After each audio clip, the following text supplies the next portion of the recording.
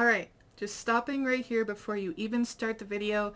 Every video is going to come with a disclaimer, so feel free, if you've already watched this disclaimer, to skip ahead into the actual episode. All the information that you see in this video, in this episode today, has been taken from Don't Go to the Cosmetics Counter Without Me, 9th edition. This was written by Paula. Her full name's right there, and her paulaschoice research team. Paulaschoice is a pretty well-known and trusted skincare brand. I've taken parts from this book that I found most interesting and intriguing that I think deserves to be known, so hopefully you're interested as well. I might turn off comments if I haven't. Please be respectful in the comments and realize that this is not my research, and this book was made in 2015, I believe. So some of the ideas, they may have changed, they may have introduced new research.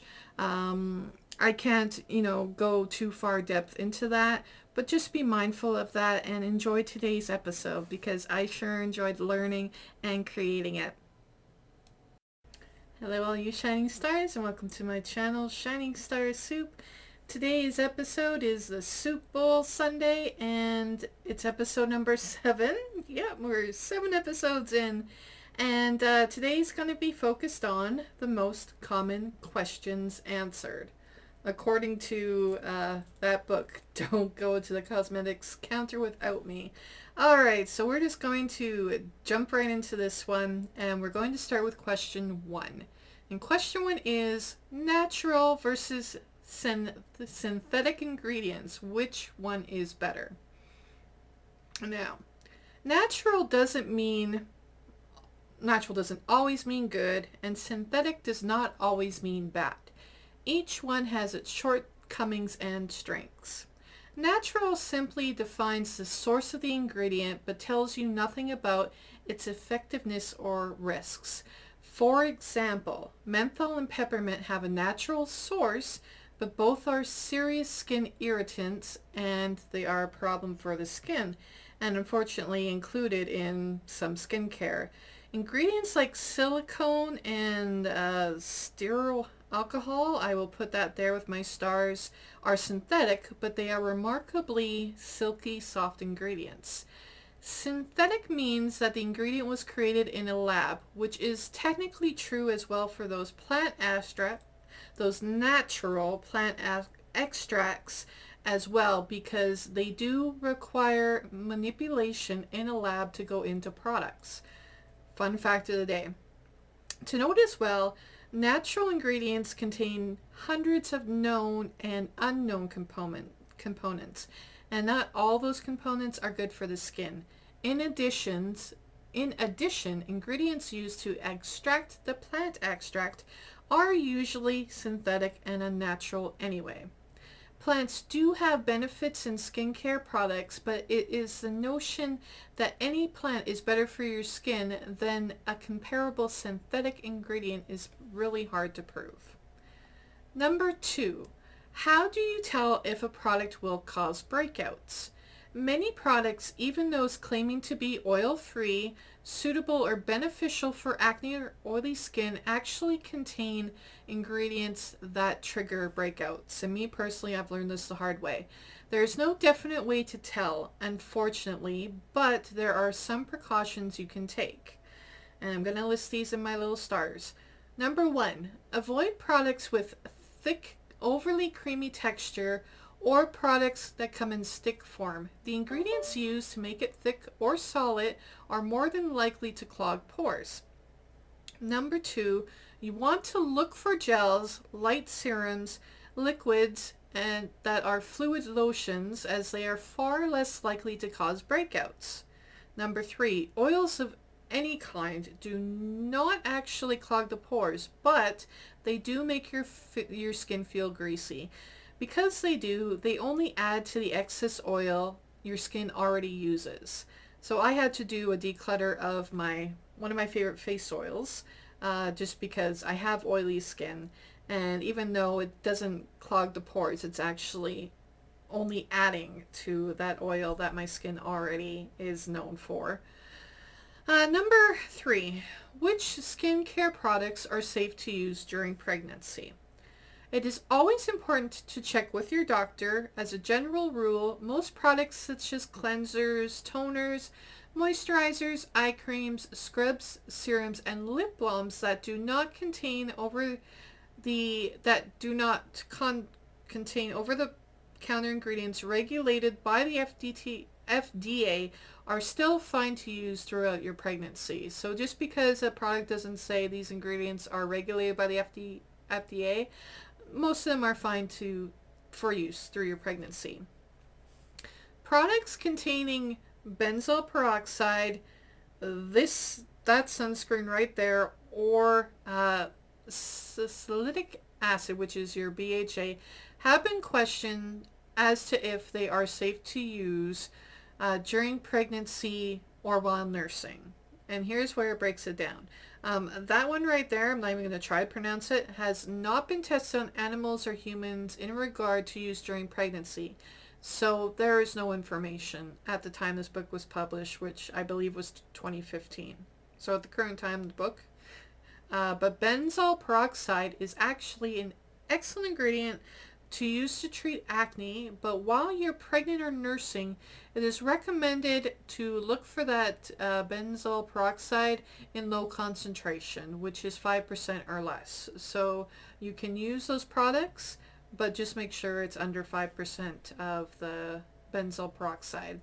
Your salicylic acid, your BHA, is considered a risk. I did not know this. Mind you, I've never been pregnant either. Because of its relation to aspirin.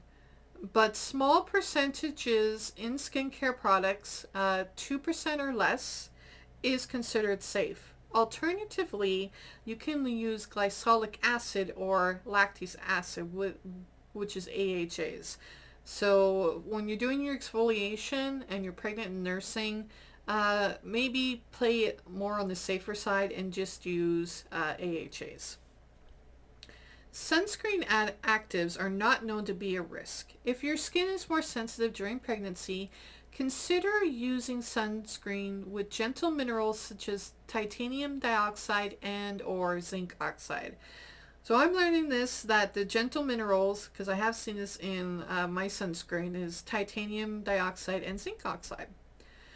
Prescription retinoids such as that one right there, and over-the-counter products with retinol should be avoided during pregnancy and while nursing. So those prescription over-the-counter with retinol, just avoid them while you're pregnant and nursing. Cosmetic, that word right there. Ingredients such as vitamin C, peptides, niacinamide are considered safe for use during pregnancy. Doesn't say anything about nursing, but I mean, if it's safe during pregnancy, it's probably safe during nursing. Prescription topical antibiotics are considered safe for use. However, they don't have a research supported to manage acne. Like there's not enough research such as that prescription antibiotic right there. So just be mindful, consult your physician. Prescription and over-the-counter forms of that acid right there are considered safe during pregnancy. Prescription, that one right there, such as Metro Cream, is considered safe for managing rosacea during pregnancy. If you're ever in doubt, ask your doctor. Number 4, when should I throw out a product? Keeping old products around is a gamble. Preservatives in products last only so long after opening, and the ingredients have a limited shelf life as well. On most products, unfortunately, there are no real expiration dates, except for, the little diagrams that you see, the little cosmetic jar that says 6 months or 12 months.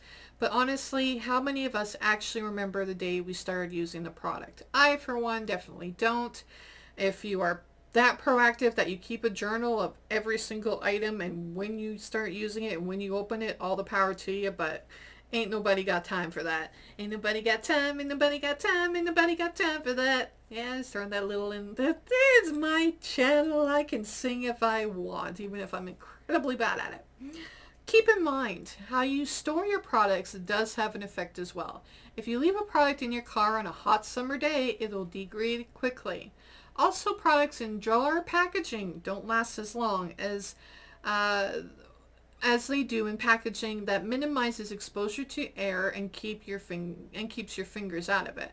In short, establishing a specific date is beneficial or safe, but it's more of an educated guess. Here's what to keep in mind. Products that contain water as one of the first ingredients have the shortest shelf life after opening because water encourages the growth of bacteria and other microbes. Didn't know that. Products in glass jars or products with a lot of plant extracts, vitamins, or antioxidants also have a shorter shelf life. Think about how long produce lasts in your fridge. Let's be real, it's not very long. Products that contain almost no water, such as powders or lipsticks, have the longest shelf life because it is difficult for bacteria to grow in these kind of products. Why did Jacqueline's lipstick disaster from a couple years ago come to mind? You remember that? Because I sure do. Lastly, if your product is listed as preservative free, you should actually take extra precaution because without those preservatives, bacteria, fungi, and mold can flourish easily. So just because it says preservative free doesn't mean it's a good thing. And you are going to have to end up throwing out those ones a lot sooner than your other products. Just throwing that out there. The bottom line is that creams, lotions, serum, gels, and liquids should be tossed up to or after 6 months to a year. So that's the general rule of thumb, is 6 months to a year for those lotions, serums, moisturizers, etc. Eyeshadows, blushes, lip pencils, lipsticks, or balms last about 18 months. For products around the eye area, such as mascara or eyeliners, 4 to 6 months is a general rule, and never share eye products with others to prevent cross-contamination. Number 5, should I avoid products with parabens? Parabens are a very popular group of preservatives used in many beauty products. They come in the form of, and I'll just list these right here with my little stars. They are controversial because they are believed to be linked to breast cancer because of their weak estrogenic activity, that word right there, and their presence in breast cancer tumors in women and sperm count in men. However, as shocking as it sounds, this is irrelevant to cosmetics because when parabens are absorbed through the skin, they break down and are no longer estrogenic, or whatever that word is right there. It is important to note that parabens are used in food products as well, and this, not cosmetics, is most likely the source of parabens' impact on the body. There's some food for thought. Number 6, what about silicones in skincare ingredients? Silicones are used for their silky texture and natural ability to protect and heal skin. Claims that silicone in any form cause or worsen acne or suffocate skin are not true, but is actually quite the opposite. They are used extensively by physicians to heal wounds and burns because of their unique ability to keep moisture in the skin while protecting it from infection and other damage. It is regrettable that some companies have tried to scare people away from silicones in skincare products, despite what the research says. Number 7. And finally, what about sulfates? Misinformation is the problem, not the sulfates. The facts are that sulfates are used mostly in cleaning agents, and the ones that become scapegoats include this one right here, that one, and that one. In reality, there is no research, at least at this time this book was published, that they are a problem in skincare or hair care over any other causing irritants. As I'm not personally sure about the claims in this section in the book, I will just end this episode that not all sulfates are the same, and there are plenty of sulfates that are safe and beneficial in skincare and hair care formulations. Alright, so this is going to wrap up episode 7. Next episode, episode 8, is when I am going to start diving into the product reviews. Now, this book is very thick, and there are many brands that are broken down in this book.